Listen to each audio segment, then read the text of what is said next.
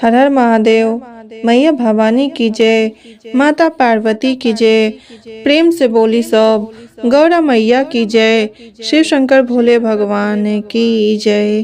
तो हे गुरु बहिना सब, आज हम बहुत सुंदर आप लोगन के लिए एक शिव चर्चा कथा लेकर आयल बानी।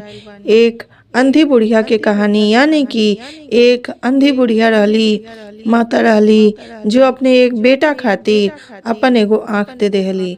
लेकिन कैसे देहले बाड़ी, के तरह देहले बाड़ी, ये पूरा आपके जानकारी ये पूरा कथा सुनले के बाद ही मिल पाई। तेही से आप लोग ये कथा के पूरा अंत तक जरूर सुनम और रहस्य जानम, तबे जाके कोनो कथा हो या कोनो मतलब ज्ञान वाला बात हो, तबे जानकारी पूरा प्राप्त मतलब हो पावेला। तो गुरुबहिना सब, आप लोगन के हम जो भी कथा सुनावे नी, बहुत ही हम ढूंढ के, यानी कि बहुत ही खोज के जानकारी वाला कथा सुनावे नी, किए से कभी भी केहू सुने तो उसे ज्ञान ही बढ़े, ओके पीछे रहे कभो ना आगे ही रहे बढ़े के हम सुनावे नी, पीछे रहे घटे वाला ना सुनावे नी। आपो लोगन से विनती बाटे कि अगर आप लोगन के भी कोनो शिव चर्चा कथा या कोनो आपके गीत आवत होके तो आप लोग हमके जरूर बताएं कमेंट बॉक्स के सहायता से।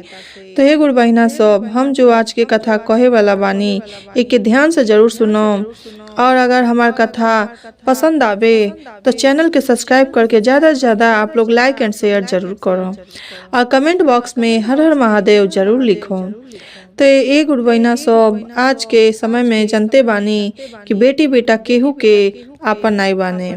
जब एक समय बीत जाता तो बेटी बेटा कहे वाला हो जाता लोग कि तू के हवा लोग, चाहे धन रहे चाहे न रहे। ई नहीं बाटे कि धन दौलत वालन के ही बेटा बेटी समझे तने, चाहे गरीब जे बाटे उनके समझे वाला, केहू के केहू नहीं बाटे। आज के समय में सबके लगे पैसा चाहिए, और जब पैसा बाटे तबे सब कुछ बाटे। तो यही तरह एहू बेचारी के जो अंधी बुढ़िया रहली कैसे हो गल बाड़ी बेचारी, ये कथा के पूरा रहस्य जरूर सुनो। एक राजा रानी रहल लोग, एक राजा रानी ऐसा रहल लोग कि जेकरे पास कभी भी धन दौलत के कुछ चीज के कमी ना रहल, लेकिन उनके घर में एक औलाद के बहुत कमी रहल। जो बेचारी एक औलाद के लिए चारों दिशा भटकत रहली, सब जगह भटकली कबो, लेकिन भगवान एगो औलाद ना देने। लेकिन ओहे एगो औलाद खातिन राजा रानी दोनों जने पति पत्नी का कई लोग कि अपन घर दुआर सब बेच देवल लोग, यानी कि महल रहल, नौकर चाकर रहने, 4 गो गाड़ी का उनके घरे 10 गो गाड़ी चलत रहल, बहुत ही अमीर रहल लोग। लेकिन अपन एगो औलाद खातिर बस बेच देवल लोग कि गरीब हो जाए तो के जानो भगवान हमन के एगो औलाद दे दे। लेकिन कहल जाला कि जिद से भगवान सब कुछ पूरा कर देवे ने, लेकिन एगो बेटे बेटा कबो ना पूरा कर सके ने। जिद जो बाटे इंसान के सब कुछ पूरा करवा दी, लेकिन एगो बेटी और बेटा कबो ना दे सके ने। यही तरह बेचारी अपने दोनों जने जिद में बेच देवल लोग घर दुआर, गरीब हो गए लोग, रास्ता के एकदम भिखारी जैसन हो गए लोग, हमेशा एक समय के भोजन भी मांग के खा लोग। लेकिन सोचे लोग कि आज ना कल हो सके भगवान हमन के गोद जरूर भरी है। लेकिन किस्मत के खेल के जानत रहल कि वो लोग के यही गरीब के समय में एगो बेटा देवे वाला रहने, यानी कि उनका एगो बेटा भाई ने बहुत समय, यानी कि सब एकदम दरिद्रता आ गई घर में, तब जाके बेचारा जो बाप रहने उनको, यानी कि जो राजा रानी रहल लोग, पति पत्नी जो रहल लोग, बेचारी बहुत ही गरीबी जीवन जीवत रहल लोग, और गरीबी जीवन जियला से ही बेचारा परेशान रहली। लेकिन कहे कि हो सके भगवान एहू पर एगो औलाद दे दे।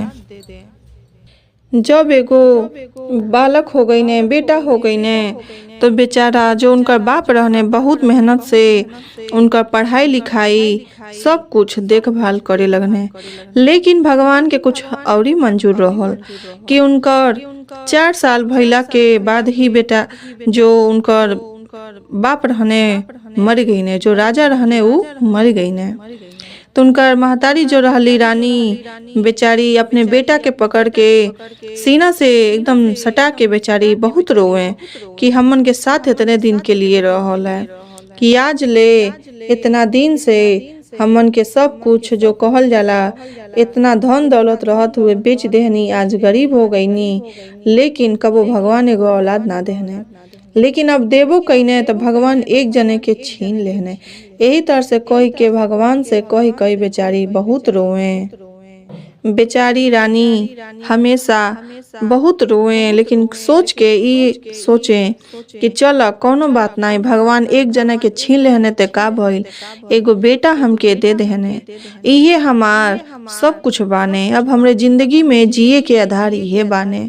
हम अब इन्हीं खातिन जियब, अब हम इन्हीं खातिन सब कुछ करब। लेकिन समय के समय साथ साथ चलत रहल और सब कुछ उनका जीवन में अच्छा होत गईल।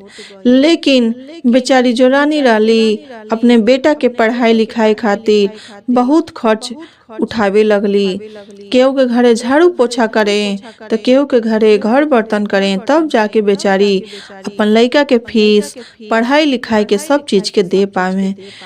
लेकिन यही तरह करत करत कुछ समय बीतल कि लड़का जो रहने एक बार एक्सीडेंट हो गई। जब एक्सीडेंट हो गई रास्ता में स्कूल से आवत समय, तो जब हॉस्पिटल पहुंचने लड़का तो डॉक्टर का कहतने कि ये लड़का के एगो आँख नहीं बाटे। उनकर मम्मी यानी कि जो रानी रहली उनकर माई एको बार ना सोचली कि हम अपन आँख काहे देतनी। एक बार में ही अपने बेटा खातिर अपन आँख कहली डॉक्टर साहब के कि हमार बेटा के लिए हमार आँख के ऑपरेशन कर दी, हमार आँख हमरे बेटा के दे दी। इतना दिन के बाद हमारे एगो बेटा भइल बाने, अब भगवान हमरे पति के छीन लेने। हो सके हम यही से आगे चल के सुख पाई, लेकिन हमार बेटा कबो ऐसा न होके कि दोनों आँख से न देख पावे। हमार बेटा जीते जी मर जाई जब जाने कि एगो आँख नहीं बाटे। बेचारी यही तरह से डॉक्टर साहब से कहे लगली और अपने आँख के ऑपरेशन करवा लेली। जब वो अपने आँख के ऑपरेशन करवा लेली तो वो बेचारी आँख के अंधी हो गईली और जो बेटा रहने दोनों आँख से देखे लगने। और जब उनका दोनों आँख सही हो गई तो कहत का बाने कि ये माँ तुहार एक आँख से काहे नहीं देखा तलू, काहे पट्टी बंधले रहेलू। उनका माँ का कहतली कि ये बेटा हम तो के एक आँख से देखो किए से कि कबो जरूरत पड़े एक आँख तो तुहके हम दे देम। यही तरह से झूठ बोल के अपन पूरा जिंदगी बिता ले गईली। लेकिन जब आधा समय बीतल बेटा पढ़ लिख के इंजीनियर बन गई ने। इंजीनियर बनला के बाद वो चल गई ने शहर में कमाए। शहर में जब गई ने कमाए तो अपने माँ के हमेशा एगो पत्र भेजल करें, ओमे कहे कि हम ठीक बानी तो हो ठीक से रहिया। लेकिन इतने भेजे ऐसे ढेर कबो ना, लेकिन ये बेचारी हमेशा आस लगवले रहे कि काश हम हमार जो बेटा बाने हमके लेके शहर चलते। हम इतना गरीबी जीवन जियतनी, हम कैसे अपने बेटा से कहीं। बेचारी हमेशा जो खत आवे जो चिट्ठी आवे वो दूसरे से पढ़ा के वो खुश रहे, लेकिन कब वो चिट्ठी के वो दोबारा जो कहल जाला उनके चिट्ठी ना भेजे अपने बेटा के कि हम कौना तरह से बानी, कौना हाल में बानी। धीरे धीरे समय बीतत गईल 2-4 साल निकल गईल। कमाई कैला के बाद अचानक से एगो सुंदर लड़की देख के, पैसा वाली लड़की देख के शादी कर लेने। खूब बढ़िया घर में देख सुन के अपने माँ के चिट्ठी भेजने कि हे माँ हम शादी कर ले बानी, बहुत अच्छी तुहार बहू बाड़ी, तुहार बहू जो बाड़ी बहुत सुंदर बाली और बहुत ही गुणवान धनवान सब कुछ बाड़ी। इन्हें जो माँ रहली वो चिट्ठी पढ़ के रोए लगली, मतलब जे सुनावत रहल उन्हीं के कही कही रोए लगली कि हमरे साथे का हो गई। तो वो बेचारी जो उनकर सहेली रहली समझौली, पढ़ल लिखल रहली ओ समय के, लेकिन ये जो रानी रहली पढ़ल लिखल ना रहली। बेचारी चिट्ठी पकड़ के खूब रोली कि हमार बेटा एगो बेटा रहने हैं, बहुत साध रहल शादी ब्याह कैले के। काहे कि एगो जेकर बेटी बेटा रहने बहुत साध रहेला, चाहे एगो रहे चाहे 4 गो रहे, साध सबके रहेला। वही तरह से साध नौ के रहल। लेकिन जो उनका बेटा रहने साधा पूरा जो कहल जाला सारा साध एके बेर में खत्म कर देने। ओकरा बाद का भइल कि कुछ समय औरी बीतत गईल तो 2 या 4 साल के बाद फिर का आवता चिट्ठी में कि ए माई तू दादी बन गईल बाड़ू और हम पापा बन गईल बानी। अब इतना जब चिट्ठी पढ़ली और जनली तो चिट्ठी लेके अपने वही शहर निकल पड़ली कि हम अपने नाती के देखी आई। लेकिन जब वो वहाँ पहुंचा तली दरवान कहत का बाने कि तू क्या की हऊ, कहाँ से आयल बाड़ू, एक आँख के अंधी बाड़ू। तो कहत का बाड़ी हम यही साहब के महतारी हई।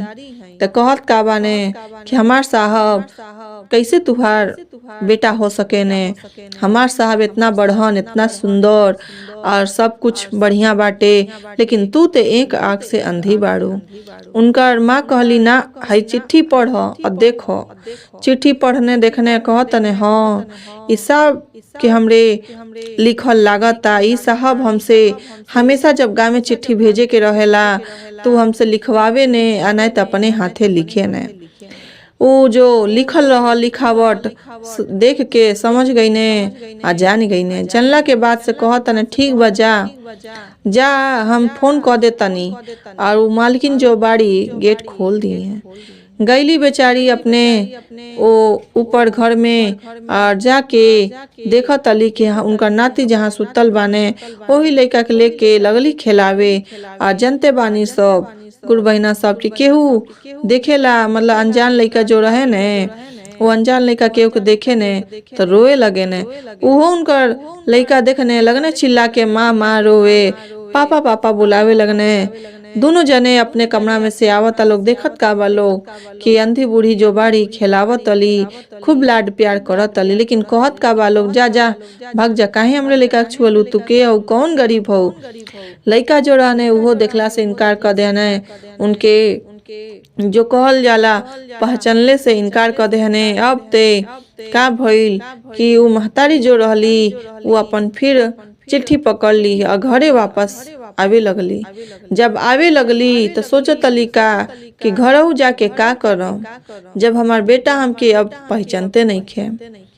का कैली वही दुआरी पे जाके गेट के बहरा जाके वही समय कहत अली कि ए बाबू जो दरवान रहने उनसे कि जा हई सामान ले आई हो। जैसे वो गई ने वही दरवान के घर में यानी कि छोटा सा जो रूम बनल रहेला दरवान लोग के रहे खातिर वही में जाके ऊपर में फांसी लगा लेली। और लड़का के लिख के धैले रहली अपने बेटा के लिए कि बेटा तुहार एक्सीडेंट भल रहल तो हम अपन एगो आँख तुहके देले रहनी। तुहार दुनिया अच्छा दिखे तू अच्छा दिखो यही से हम बुरा दिखे लगनी। सारा सच्चाई लिख देले रहली बेचारी। जैसे वो दरवान आवतने और देखत का बाने कि बूढ़ी उनके कमरा में मुअल बाड़ी और ऐसे टंगल बाड़ी और हाथ में चिट्ठी पकड़ ले बाड़ी। बेचारा वो लगने चिल्लाए या कहतने देखो कि क्या हो गइल बाटे साहब, देखिए का हो गइल बाटे। आए लोग बेचारा खूब रोवे लगने अपने महतारी के देख के। लगने कोसे कि हमके हमार आत्मा कबो ना माफ करी, भगवान हमके कबो ना माफ करिए। काहे कि हम अपने महतारी के दिल दुखौले बानी। हम ना जान पाऊनी आज ले कि काहे हमार महतारी एक आँख से अंधा रहली है।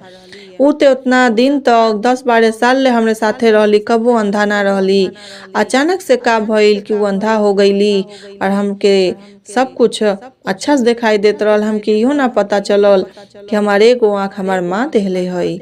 ओमे सब लिखल रहल कि तुहार एक्सीडेंट भइल तो हम एगो आँख देले रहनी, ऑपरेशन कर भइल ते सब कुछ बढ़िया मतलब कैले बानी। और कौना चीज के कमी भइल कि तू हमके देखला से इनकार कर देला, पहचानला से इनकार कर देला हवा। बेचारी इहे बात सोच के एकदम रोत रहली या रो के बेचारी फांसी लगा ले रहली। अब इन्ने जो राजा के बेटा रहने रोवा तने गिलीला तने और उनकर हाथ पैर पकड़ के खूब रोवा तने। उनकर जो पत्नी बाड़ी कहत अली कि समझावत अली कि काहे नहीं आप पहचान ली है। यही तरह से कही कि आपके पहचाने के चाहिए कि कैसनो माँ होली। लेकिन कहत का बाने हमसे बहुत बड़ा भूल हो गइल बा। हम जाननी है कि तू हमा के छोड़ के चल जेबू, यही से हम कुछ ना कहनी है। कि भाई तू पैसा वाला बाड़ू, हम लोग पैसा वाला ना रहनी है कि हम कमाए लगनी तब हमरे लगे पैसा भइल हवे। यही तरह से कोई के बेचारी उ मतलब कहत रहने और सुनत रहली, कहतली ना हमारियो माँ बाड़ी, हमारियो बाप बाने, हम माँ बाप के जे ना देख के पहचाने, जे देख के इनकार कर दे तो ओसे बड़ा पापी ये दुनिया में केहू ना बा। कहा कि माँ बाप के दिल कभी भी दुखावे के ना चाही। माँ बाप जो होने जिंदगी में एक बार मिले ने, दोबारा ना मिले ने, चाहे केहू के माँ बाप होखे। तो हे गुरु बहिना सब, गुरु भाई सब, आपो लोगन से विनती बाटे कि जे भी हमरे कथा के सुनत होके ए कथा से का शिक्षा मिलता, आप लोगन के कवन भाव बाटे, कैसे बाटे, आप लोग जरूर जानकारी हमके कमेंट बॉक्स में बताई। अगर हमार कथा पसंद आयल होखे चैनल के सब्सक्राइब जरूर करम और ज्यादा से ज्यादा लाइक एंड शेयर जरूर करम। तो हे गुरु बहिना सब, आप लोगों से के विनती बाटे कि कभी भी आप लोग अपने माँ बाप के दिल कबो ना दुखाए।